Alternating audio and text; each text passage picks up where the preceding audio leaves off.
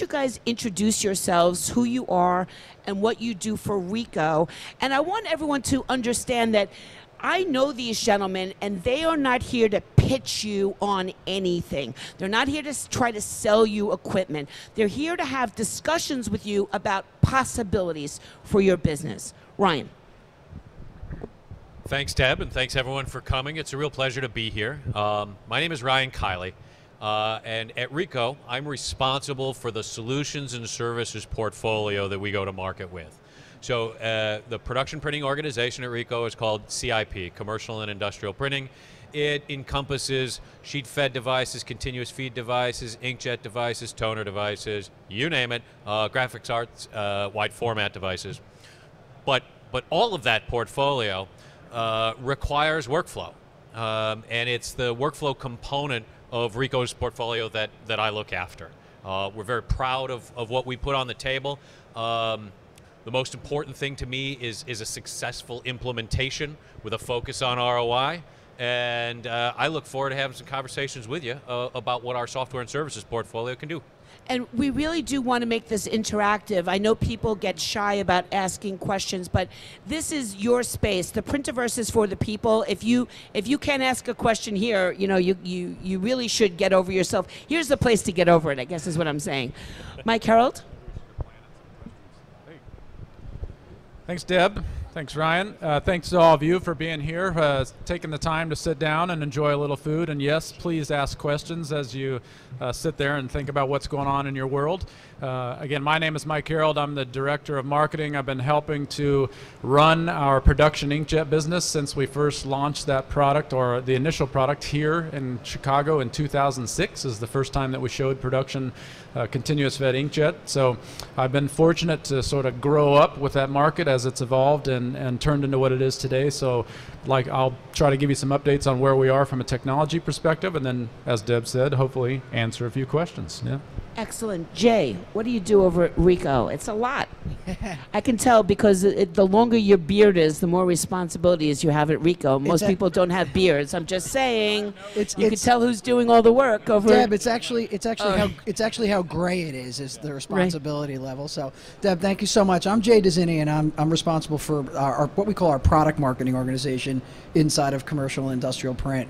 So I work very closely with the gentleman next to me across the board. So I'm responsible for sheet fed, continuous feed, wide format, sign and graphics, all of our products there. So as Ryan said, we work very closely together though to make sure that the hardware we're creating and bringing to market comes together with the workflow and creates a user experience that is going to benefit our customers across the board. That's really our goal, and working very close together. So thank you. So what I'm hearing is that you guys have compartmentalized to services and software, high-speed production inkjet, correct, Mike? Yeah? And basically, you get everything else down there. Yeah, the relationships with Mike and I is a little different. Mike's on the global side, so I'm representing North America. So we work very closely on how we bring those products to market in the regions. Cool. So yeah, so Mike's our go-to guy to make sure that we're getting what we need for the customers and delivering the right message. Okay, let's start with Ryan, specifically as it's related to software and services. Let's start with what's new. Well, we're very lucky to have earned several Red Hot Technology Awards here at the show. So we were recognized for our augmented reality solution. Booyah. 2 new products called Supervisor and Communications Manager. And there was a further 6 Red Hot Technology Awards for one of our wholly owned subsidiaries, Avanti, and their product Slingshot. So what's new? The answer is a lot. Everything that you've seen us come to market with has been customer driven. I was very lucky to look after the Boulder Customer Experience Center for Ricoh, and I get the opportunity to see a lot of customers. A lot of people come through talking about their problems, issues, challenges, and we co-locate our product development managers in Boulder and take feedback directly from them. That's how we get ideas for new software, for new services. It comes from people just like you. And so Supervisor is a data acquisition, business intelligence, and visualization tool Right? It's there to help you make sense of all the different components of your shop that are producing data. I don't care if it's the coffee maker or the inserter, there's data coming out of these things, and if we can put it in a format that's actionable for you, Supervisor's the tool. It's built on our cloud-based, security-first Amazon platform, compliant with all of what we were talking about in the last session, HIPAA, GDPR regulations, and it's built for tomorrow's customer. And all the data you're going to be inundated with, how do we get that, collect it, organize it, and make it actionable, put that data to work for you? I was fortunate enough to attend your Interact conference in June, and one thing I've learned, I hang out with a lot of manufacturers, and to me they all have different personalities, and what I kind of glean from your business is that you're a service organization that happens to be in the printing business. I've never been around so many printers who just rave about the service that you give them, and one of the things I love is that regardless of whose technology you might be white labeling or partnering with, you guys take responsibility for fixing it and troubleshooting it. You have the parts. You guys don't ever say to somebody else, you bought it from us, but that's not us. And the reason I did that long preamble is because with that comes, with all the technologies out there that Ricoh has and all the new capabilities that they have and all the new substrates and the inks, there must be new ways that you need to support your customers out of this environment. So what are the challenges that the customers are facing that Ricoh needs to address through their services, like new ones that are popping up? And we won't go to future ones because that'll be our next part. You want me or you? Yeah, so Deb, that's a great question. I mean, I try. One of the things we try to do, and we talked about it, right? How do we wrap these services? And maybe they're not traditional services. We do a lot of little things as well. So think about new technology that we introduce. When we went to our 5-color station and we introduced these inks like the invisible red that you have here, it's great to introduce them, but how do we help our customers do something with them? You look at what we do with our Business Booster program, which is a program that is specifically built for our customers to learn how to use the technology that they've purchased to be profitable in new ways, in high impact ways. So we're very serious about those programs and the training and the ideas that we can share to make that technology useful. Are they tutorials? Are they videos? Or do people come? Do they need to engage in a service contract? I mean, how does it work? Well, to the first two, yes, right? We do both, tutorials, videos, everything. But it's not, you don't need to engage in anything. Once you've purchased a Ricoh piece of equipment, all this content is available to you on the Business Booster program. We want our customers to be successful. We want to be part of that success. You'll hear us talk a lot about the user experience, right? We want to be part of that and partner in it more than just a customer. And also at the conference, something at the Interact conference, what I also thought was really cool was that you guys were taking feedback from people. So I'm assuming that as these new technologies, and I'm not just lobbing you a question because I really don't know the answer to this, but I'm assuming that as like the 5-color stations come up and the printers start getting MacGyvery, because they always do. I mean, Jamie, the printer's in the front row, and I'm sure he doesn't use a press exactly the way, oops, sorry, if that's gonna upset your warranty or anything, but I mean, I'm sure, you know, they get tricky. They try to do stuff, and as they learn things and interact with you, do you embrace what they're figuring out and put it back as content out there? Without a doubt. That's a huge part of the Interact event you were at, but our daily interactions with some of our best, what we call partners, right? Not just customers. They're going to push everything to the limit, and if we're not listening to that and providing feedback to my global guys, my engineers, to make sure that we've got the right technology to do what they're doing, what's the point of having those conversations, right? So it is extremely important. I think Ryan on the services side has some great examples of that too, right? Well, just over at the booth, you can see with the engines in Jay's portfolio that the 9200 now comes with inline color registration, automatic front to back registration capability, and we can print 13 by 49.5-inch sheets. We weren't sitting in a room thinking that somebody trying to find an application for 49.5-inch sheets. customers said we want it, right? We want cooler books. We want to do more signage type applications with our sheet fed gear. And so that's how innovation happens. People like you ask for it, we figure out how to make it work, and away we go. You know, you're skipping over it because you're so used to doing it, but I can tell you that a lot of the other companies don't operate that way. They're like, this is what you need, and we're telling you how to use it, we're telling you what it works for, and that's it. We're done with this conversation. Hi, Mike. Well, I was going to ask Mike specifically about high-speed inkjet.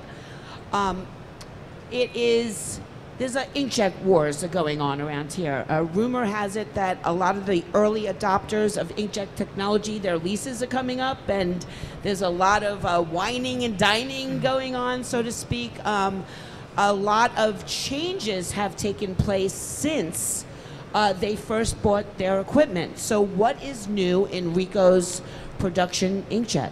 Well, thanks for asking. Yeah, there is a lot changing. There's a lot going on. The market has continued to mature from a technology perspective, a customer adaptation perspective over the past 12 years now. What we've tried to do in Ricoh is continue to advance the technology to leverage customers' ability to produce a wider variety of applications. So if you look at where inkjet, at least roll-fed or continuous feed inkjet, started in 2006, 2007, it was primarily business or commercial color transaction kind of applications. And now if you stop by the booth and see what we're showing that's coming off the new Ricoh Pro VC 70,000, it's astronomically different than what we were running 12 years ago. This is very high coverage, gloss paper, high speed, high ink coverage, very good image quality, repeatably and reliably over time. And so we're enabling more and more of these traditional pages to move to a digital platform so that customers can then leverage the other capabilities of digital as well too, which is shorter runs, variable content, the ability to speak to an audience of one. That's really where we've been investing. That's where we've been growing the business. And so we have the ability now to address just about any document production requirement from a production inkjet perspective within our portfolio. So a wide variety of things, and we're going to continue to invest in new fluid types, new platforms, new technologies to support that. And we really, I think what makes us different is the ability to wrap these services around that technology. So I think Deb, you said earlier, we're a service-led organization. I would flip that and say we are a services-led organization. So even though I'm a hardware marketer, I would say I spend 40% of my time talking to customers about services, whether that's break fix, whether that's consulting services like Ryan and his team provide in a variety of ways, but workflow capabilities, color management. That's a big part of enabling a customer to really leverage this technology. And we spend a lot of our time and resource helping customers understand what it is that Ricoh brings to the table, because I think it's a big differentiator for how we approach not just the high-speed inkjet market, but the sheet fed, the wide format, the consulting area as well too.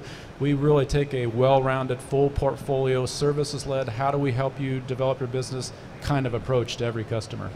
So when inkjet first started, there were, let's say, obstacles with priming, drying, substrates, and since people, we're talking about what's new, and if these people out there have the technology or are thinking about it, I'd like to talk about, from now, what's new, how have you addressed some of these challenges? I called them obstacles, but they were really challenges, and some of these challenges prevented people from actually investing in the technology. How has Ricoh addressed that specifically? Let's not talk about like general, like let's give these people real hard information so they could walk to your booth and ask the next question. Sure. So if we're talking specifically about the 70,000, which as Ryan was talking about the awards we've won at the show, the 70,000 is also a Red Hot Technology and a Vanguard Award winner because it's a breakthrough kind of platform. What we've done is reinvented the way that paper is dried after it's inked. We've reinvented the way that you can apply the inks to the paper itself so that we're able to now run call it a commodity offset coated paper at very high speeds with very heavy ink limits without converting that paper. But we can also run a lot of uncoated paper as well too. So if we talk, Deb referenced Domtar earlier, so if you look at inkjet, the vast majority of pages are still on an uncoated sheet in terms of transaction, direct mail, and some other applications. But as a vendor, we also recognize there's a lot of opportunity to move into coated areas as well too, and especially commodity offset coated paper. And so we've invested a lot to be able to do that, but still across the portfolio support a wide variety of pages. So we continue to invest in new fluids. We continue to invest in new drying technology. The dryer that's in the 70,000 that we're talking about today increases the drying capacity by a factor of 3 with basically no impact in the footprint. So if you look at what that product brings in terms of a balance of throughput, ink load, media flexibility, print quality, there's nothing else like it in the marketplace today. We know that none of our competitors are sitting still, and neither will we, but we'll continue to invest in the areas we need to enable more of these pages to move over from traditional printing platforms. And I'm sorry if I didn't hear it or I was confused about it, but does Ricoh have a priming situation? Like, are you priming paper? Do papers need to be primed? Is there an additional unit needed? What's going on with all that stuff? Well, so there's 2 ways to approach the inkjet world, and one is that you're able to produce output on a substrate without converting that paper. So you print directly to it, and that's true whether if you look across the inkjet industry, there's a variety of technologies that even an uncoated will require some kind of a priming or conversion to an uncoated paper to get the right quality, and this is what's part of the difficulty of being a potential consumer of this technology, is there's so many different varieties and variations of how to produce output. So from our perspective, we actually provide capabilities to go directly to uncoated paper without any kind of fluid to prep that paper. From a coated offset paper perspective, we can do both. So we have technologies where we can convert it with one ink, and now with the 70,000 we have the ability to go direct to the offset coated paper without a priming technology. And with the combination of that and the new dryer, so these new extended gamut inks in the new dryer really enable that high speed, very good image quality, heavy ink load kind of application. So it just, there's a variety of ways to address this. We have tried not to pigeonhole ourselves or our customers, so we have the technical capability to do that either way. One of the conversations I've been having recently with printers looking into investing in new print technology is that they really need to back it into their current finishing equipment. They do not want to have to purchase a whole array of finishing equipment to introduce a new printing technology. Taking this to the what's next sort of bridge to that, what kind of considerations are you making in the finishing area specifically for inkjet, because it seems to be a concern of theirs, and then in general of the rest of the portfolio? Yeah, so specifically with inkjet, and then I'm sure Jay will talk about sheetfed as well too. So obviously we have very, very tight linkage and partnerships with a variety of finishing providers around the world. So not just in the U.S., but around the world we have those linkages. And I would say, so if we go back to the history of inkjet, and when I started talking to customers 11 years ago, I spent 90% of my time talking about how inkjet technology works. How do we actually put ink on paper? Now, I would say when I'm doing a presentation with a customer, I'm spending about 30% of my time talking about inkjet technology, another 20% talking about software and services, or maybe 30%. A lot of it is dedicated to finishing as well, too. That's a big component.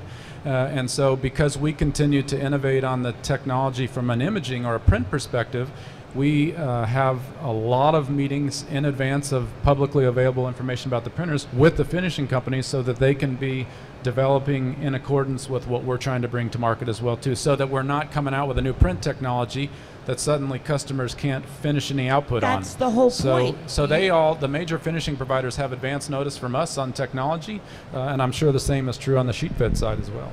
Yeah, definitely. Because there's some new presses out there that you can't put it on any finishing equipment. You have to buy new equipment to make it fit, to make it work. Right, yeah, so very similar to what Mike said. On the sheet-fed side, we take the same approach. We partner with the largest finishing partners out there, but we've, over the last, say, 10, 15 years, we've taken a different approach where we would partner locally, try to make everything work. Like Deb said, you get to a new model, firmwares wouldn't work, it was a nightmare. And our parent company and our engineers in Japan have done a great job of embracing a technology framework with our largest partners, and we're way ahead of the curve. We're working with these partners that are here today, you'll see them around, on future products today on what we're going to announce 2 years from now, so that we know we have that kind of connectivity. We know we can work in existing environments. We know that we have to continue to work that way. So that's been an important change as Ricoh has grown in the commercial and industrial print ranges. We've got to provide that full package, and we've got to think about the investments that our printers are making and make sure we are partnering that way. So. You guys, if you haven't been on a panel yet, I'd like to introduce you to Jamie the printer. He's sitting in the front row with the antennas. Jamie, I said antennas, I'm sorry, I'm tired, V. Antennas. Jamie is from Allegra, Princeton. He is a real printer. He comes here on his own time to sit here and watch the panels, ask questions, help me keep you guys honest, because I'm not a printer. I don't buy your machinery. I need to understand if what you're saying it does or the capabilities or what it actually happens in real life. And Jamie knows what is going on in the booth, and he has been collecting questions in his shop and in other places. And in a lot of ways, the things that Jamie would ask is what anybody would ask you who's a potential prospect or customer or whatever you guys call it. So in a lot of ways, his questions are very important to everybody out there. So Jamie, hopefully you have a question for them. Yes, excellent. Hello, everybody. Going back to what we talked about clickable paper in the last discussion. So it's not actually the paper. You're not selling the paper. We can use Domtar's paper. We can use coated paper. It's your software on your equipment that makes it clickable. And just want to expand on that so people just don't realize we're buying paper from Ricoh. It's your equipment. That's right. What size is the ream of your clickable paper? We get that a lot. Okay. No, clickable paper is image recognition technology. All right, you can make everything from soft signage to a bus wrap to a book clickable with our AR technology. And just like Facebook recognizes your mug when you upload a picture, this will recognize the dots on the page however it was printed, traditionally, digitally, inkjet, or otherwise. So we can use it on offset or wide format and you don't have to print it new. All right? You can make a piece that you produced years ago clickable today because it's just image recognition. There's no embedded codes, there's no funny business. It's just recognizing the dots on the page. So if you wanted to make the Declaration of Independence clickable, you can do it. You don't have to go to the printer. Great, thank you. Do you have a question about presses? No. No? Yeah, there's a question in the back. Oh, question, Dante. Awesome. Can somebody give Dante? We could take Jamie's mic. Somebody can help. Thank you so much. Hi, Dante. Hi, Deb. This is awesome. This is an awesome event. Thought you guys loved this. This is so awesome. Anyway, question for Ryan. The clickable paper, which is what Deb said earlier about the name, is it a way to white label that? Because if I do that for a client, clickable paper is going to give me a lot of problems. They're going to be asking ream size. They're going to be asking, all kind of silly stuff that I'm going to be like, oh. My C1S clickable paper. Right. Okay. So is there a way for me to white label that app where I can download it and put my own brand on it? I know I can brand the icon, but can I do the actual app? Yes, sir. So there's 3 different licensing models for clickable paper. Number 1 is to use our generic app that's out there. That's used mostly for proofs of concepts. All right. Number 2 is to brand an app your own. That means launch it in the Apple App Store and the Google Play Store under your name, your brand name, your product name, and you get to choose the iconography and the text and the things that go around it. It is still at its core essentially still clickable paper, but it has no remnants and you can't tell it was made by Ricoh. And the third option is our SDK that would allow you to take our AR technology, Ricoh Visual Search, and stuff it into an existing app that already might have a footprint out in your customers' phones. So if you have a well-known brand that has an app presence, you've got an app doing whatever your app does, that's great. We can add on the clickable technology to it, giving you, instant access to all those phones and users.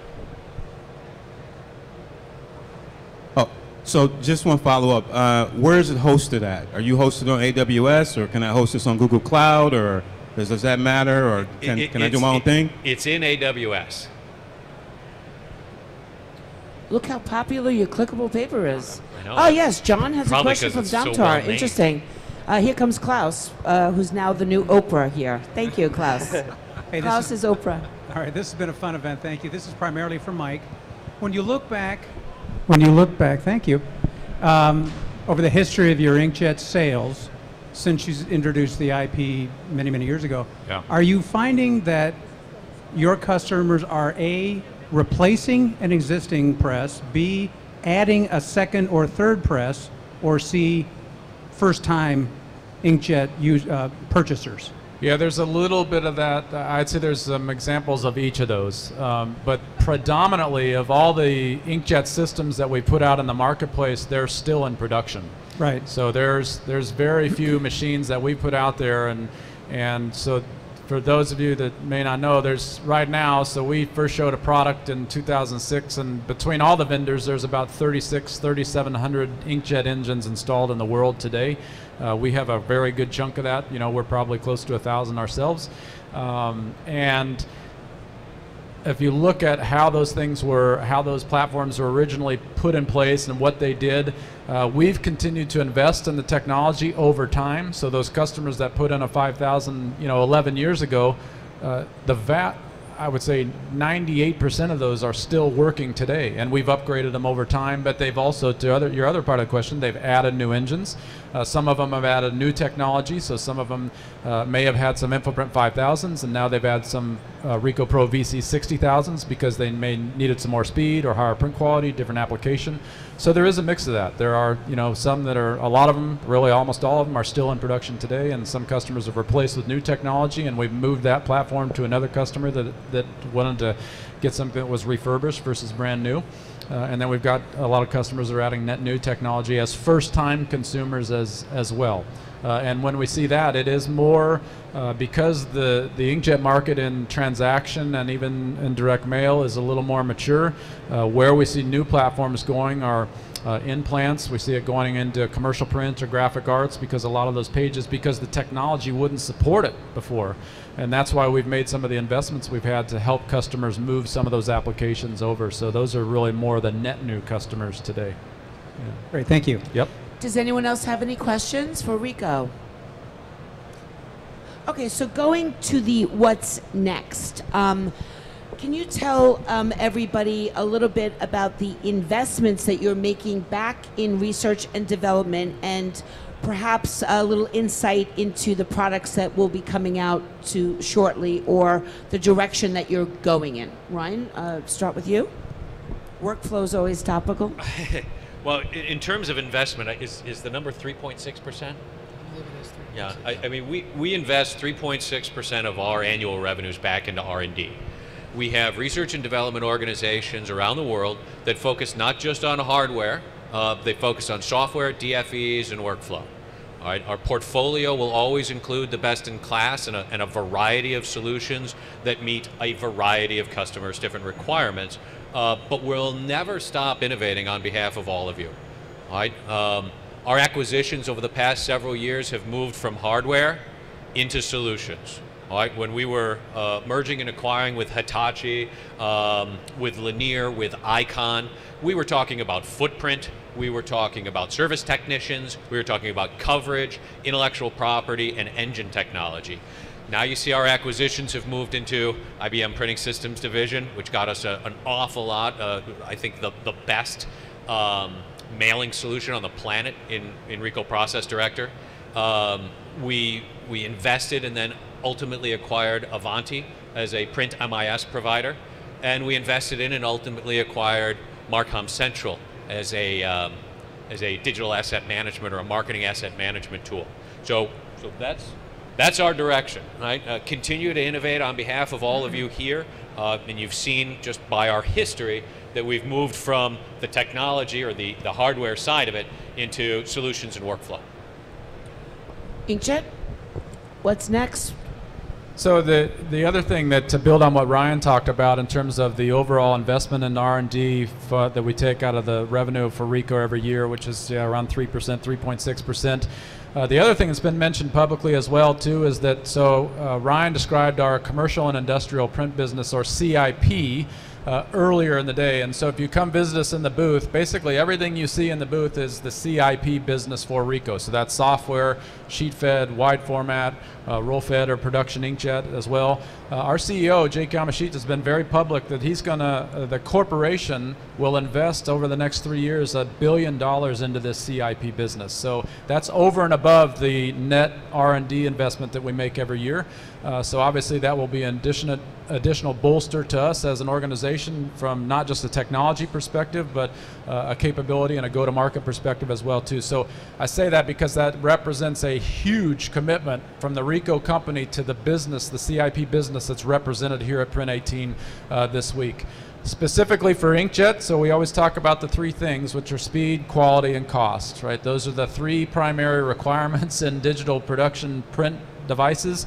Haven't changed since I've been in the business, but so we will continue to invest in ways to help our customers be more cost effective, whether that's helping them understand how to leverage the technology they use, how to grow the business based on the investment that we've made with us. We do a lot of partnership with customers after they've installed a device to really help them grow the business. So we will invest in the resource it takes to help customers partner and grow. But also from a technology perspective, we will continue to invest in new fluid types or inks, anything that helps the reliability, availability of the system, which is already very good, but we'll continue to improve that because that's a cost or availability or speed component as well too.